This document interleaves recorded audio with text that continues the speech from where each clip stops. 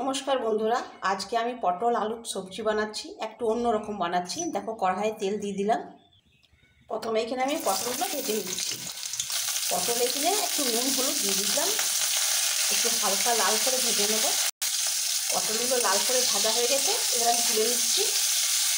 এখানে দেখো আলুগুলো আমি ভেজে নিচ্ছি।